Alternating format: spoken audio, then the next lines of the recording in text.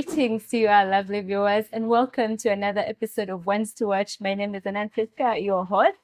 And first, I'd like to start off by saying thank you for always tuning into our episodes. It means a lot. Your support is everything. And for our part, we promise to constantly keep on cooking and keep on giving you new episodes and bring you amazing stories from some amazing entrepreneurs. And today, once again, we have the honor and privilege of having an amazing entrepreneur. She is making phenomenal strides in the world of beauty and natural care and things like that.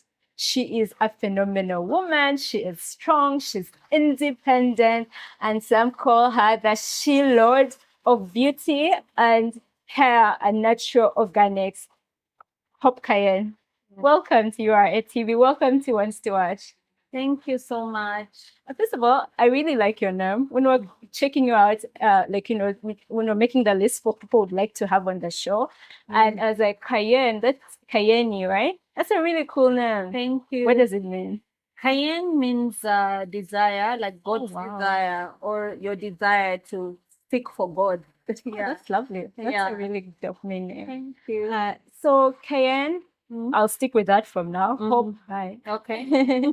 So just introduce yourself, say hi to a wonderful audience, and just let them in on what you do, and also reintroduce yourself to some of those who probably are not familiar with your game. Okay. Yeah. Hey guys, my name is Hope Kayeny, and I'm the creator, founder, formulator, and the head of Textured Hair and Skin Products. We make organic hair and skincare solutions for Africans and people of African descent. And we mostly do this by transforming agro-based raw materials like shea butter, carrots, aloe vera. We transform them into finished cosmetics that are 100% organic and nutritional at the same time. Oh, that's really cool. Thank you. And so how long have you been in this space? How long have you been in this entrepreneur thing? Entrepreneurship as a whole, I've been in it for maybe 9 years. 9 years? Yeah. It's like you were born for this. Exactly. Like I was literally doing it since uni.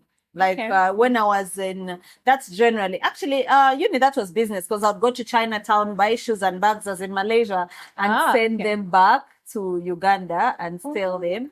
Okay. Yes. So you've always had like this entrepreneur, this business born in you. Yes. And then, but the Textured Organic Hair and Skin Products, I started it 6 years ago. We made 6 years in December. Okay. But the salon, Textured Salon, we started it last year in March. So we are making 1 year on 1st March. Oh, wow. Textured Organic Salon. Yes. Oh this my God. month. You must be very excited. 1 year. Yes, it's a big deal. Yeah. Okay. So Textured Limited has the salon. It has also the product. Yes. Okay. So how many products do you have on the line? Yeah. We have about 18 products on the line. Okay. We have for children. We have children. We have 3 products. There's the shampoo, the conditioner, and the leave-in. For adults, we also have 4 products. And then we have 4 growth oils. Yeah, onion, black castor, this one, and then shebea. Okay. So those are 12. And then we have the beard oil for men. Then for skin, we have carrot oil, we have coffee oil, we have aloe vera, we have shea butter. That's already 17, yeah. Oh, wow. And then rose water spritz, yeah, so 18 products. Then we also have essential oils. And these are all from organic, they're purely organic. Now, of course, like shampoo, it's really, we haven't yet produced one which is 100% organic, but it has less harmful synthetic chemicals. It's SLS free.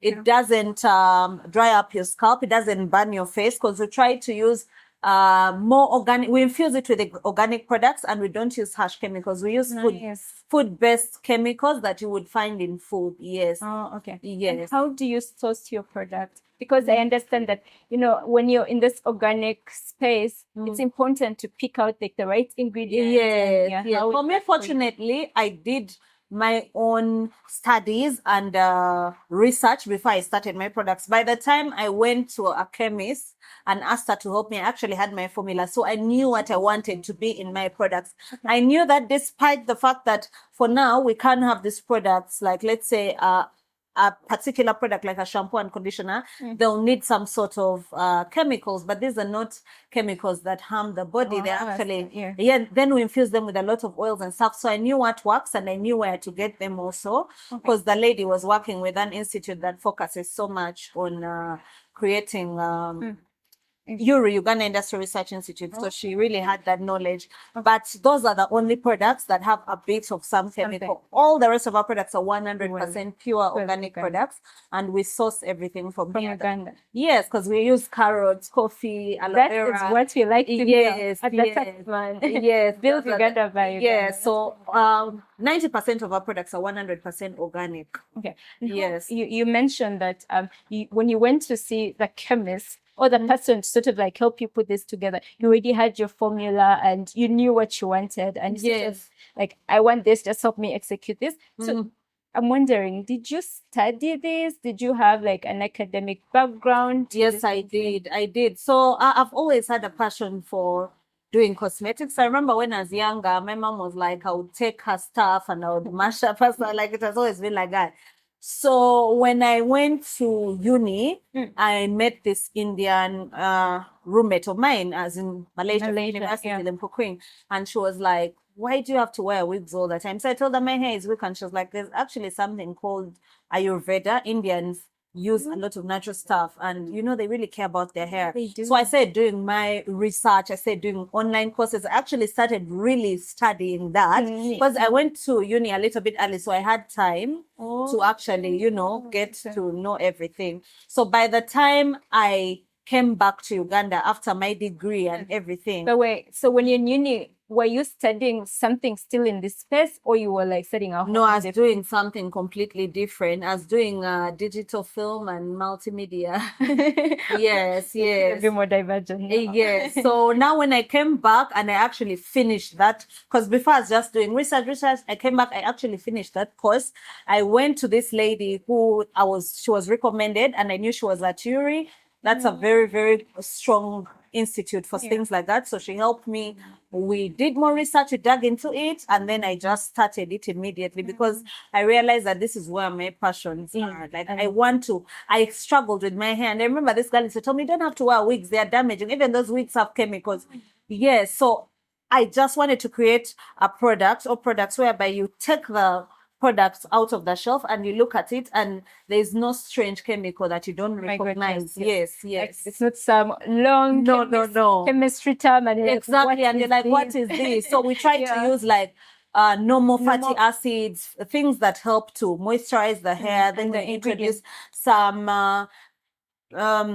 what is it called? Something that can form on your hair without having to use sulfates, because sulfates dry hair. We just incorporate and try to use things that are also even the preservatives. All our preservatives are food-based preservatives, things you'd find in like processed food and stuff like that. That's not harmful to the body in the long run. Okay. So what would you tell someone who is watching this show and they're sort of like maybe they studied one thing and they're struggling to make that transition? What are those words of encouragement that you tell them to jump? Because sometimes people are like, oh, it's too late for me to make a shift. Like, you know, you studied film and marketing and then you made this shift. So what would you tell someone? I mean, for me, I was still studying it before I started to study film. It was on the side. I just finished later. But also, I want to encourage people to always just do it, you know. Life is too short. When you're scared is when you have to jump. That's what I've realized. When you feel scared, it's kind of like when we're in primary and the coach would just push in. Yes, and then now very few people, actually only one person nearly drowned, but the rest of us, like, just on the surface. Excuse me. So I encourage people to just jump and do it. Do your thing. Yeah. You say that for Textured has been here for like 6 years now, right? How have you been able to fund this business? Because so many young people will tell you, oh my God, I want to do this business, but the capital, and capital becomes like an anthem and a meme and all this. So how have you navigated the funding? I have actually, I've self-funded. Self-funded. I've self-funded. I've never gotten a loan. My parents believe in the value of hard work, so they don't believe in handing over. I worked before. I've worked in a couple of places before. I saved money, but also I started very, very small. When I tell people, I literally started with like... How small are we talking? I literally started with like 3 bottles of oil. So I just bought like 3 different bottles of oils and some herbs, and I started to mix them and use them on my hair. And people who knew me from back then, like I had very thin hair, it was breaking. I had like 3 strands of hair. They used to call us, they used to call me and my sister the girls with little hair, the little girls with little hair. So people who got to see me later on and saw my hair were like, what? As in, this is your hair.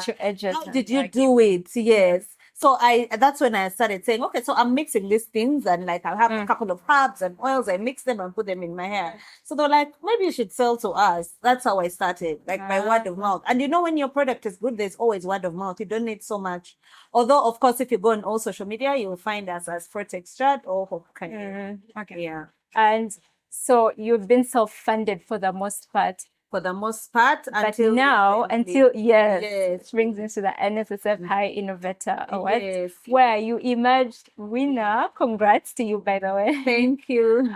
So walk us through the journey. How was that for you, and how is it contributing to the growth of your business now? Man, it has, getting the NSSF High Innovator Grant has been really a huge blessing because they give 20,000 US dollars.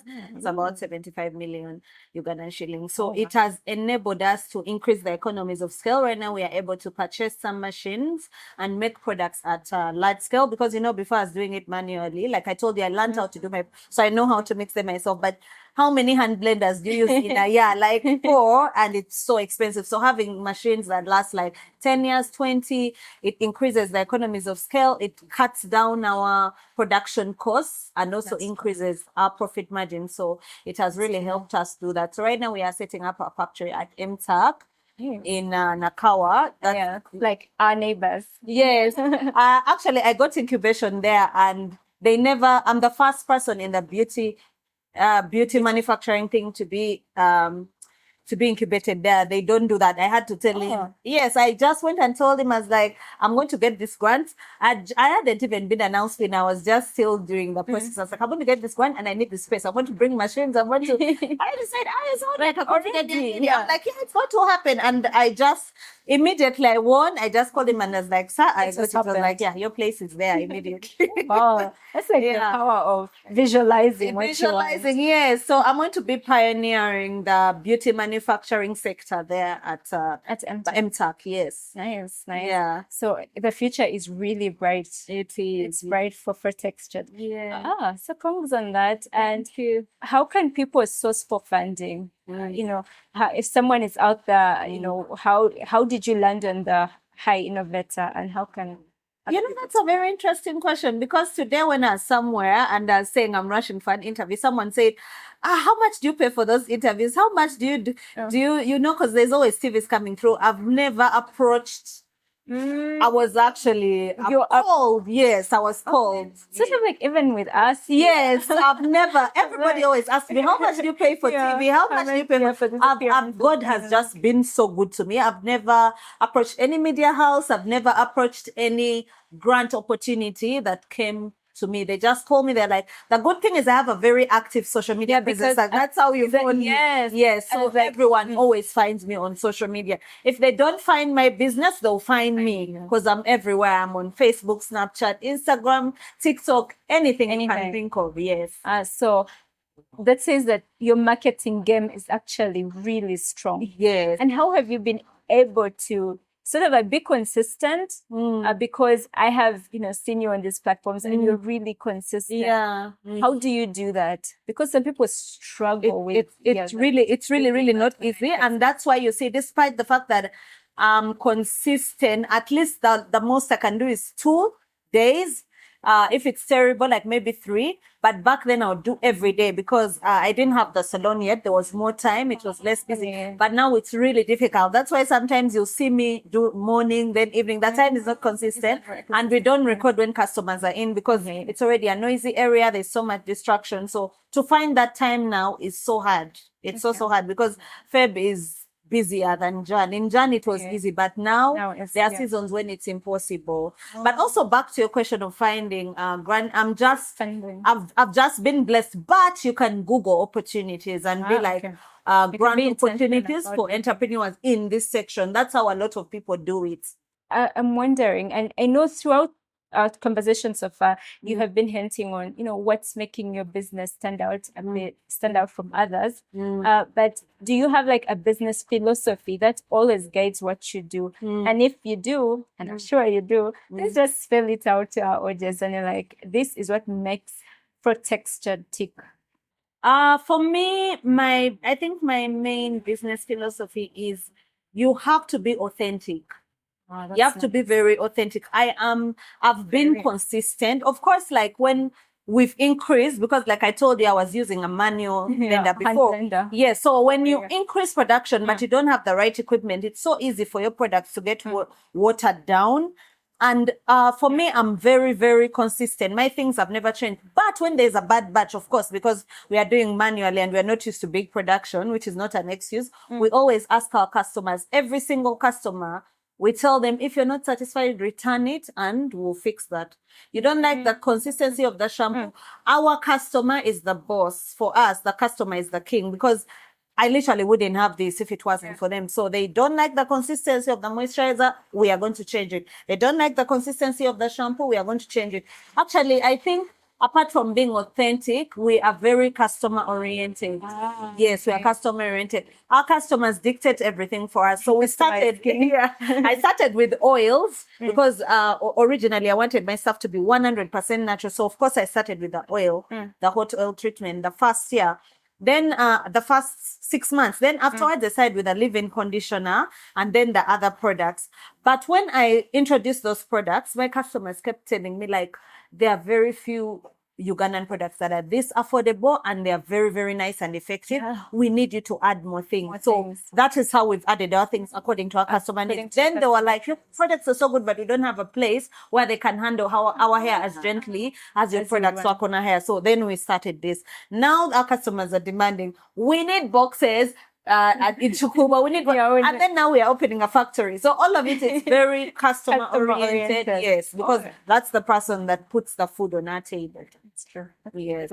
And you say that your products are very affordable at the same time. So how do you strike this balance between having something that's of high quality but also affordable? How do you do that? It's really, really hard. At the beginning, we were not always so affordable, of course, because we had just started, but we maintained also that price. So that goes to show. But you say the good thing is when you're producing and buying in bulk, buying raw material and stuff in bulk, it's so easy to cut down on those costs.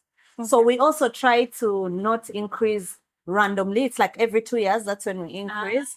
Yes, so our customers get to see the quality, they get to see the market, they even compare and then they're like, man, this is a really good product for that price. So we've never lost customers because we've increased. The same customers we've had at the beginning are the same ones who still even come and do their hair. Okay. Yes. And throughout this journey, what of 6 years plus, what are some of the highs that you enjoy as an entrepreneur, and what are some of those lows? Because I think the game of entrepreneurship is very like it's like that. Sure, it's like having pressure. Sometimes you're okay, sometimes it's right. I think the biggest highs is just watching yourself grow. Because when I started,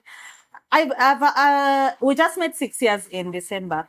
But I just got serious with my business in lockdown. That's when I realized that this is an actual business. Before it was just like a hobby. Because most of the people, a lot of people say, oh, my friends don't support me, my family. I've experienced the opposite. Most of the people that are supporting me, my sisters, my mom, my aunties, my cousins, my friends from school, my friends around me, you know, like actually one time a customer came and and she was like, it's so weird. All your customers look like you. I'm like, no, this is actually my family. They're like, oh, Oh, makes sense. yes. So In this watching these people believe in me and watching that's lovely. myself also grow and see them still cheering me on, it really gives me that push. And also being recognized, because like I told you, I've never actually called, but people always like, I know you, like, come, let's interview. We are really impressed with your story. So because people are looking up to me also, and I also am very people oriented because of the nature of business. I have to prove to myself and them that, I have to do it. And that kind of like gives me wings to fly. It makes me know that I can do better and I can reach where I want to be. But the biggest loss are like, I've had a lot of, bad debtors. You have a lot of bad debtors. That's when we stopped doing the credit thing. We used to do credit. Now we don't do it anymore. You either pay on order or we don't do it. Yes. Okay. But also we have discounts. So some people wait until the end of month currently. Or they wait for the discount. Yes, they wait for the end of month discount, then they buy. And also, I've worked with people who have like started to duplicate my products. I've had people, you employ them for 1 week, you pay them, they leave you. So you lose a lot of money in entrepreneurship, but if you keep pushing, you also get that money 10 times back. Yes.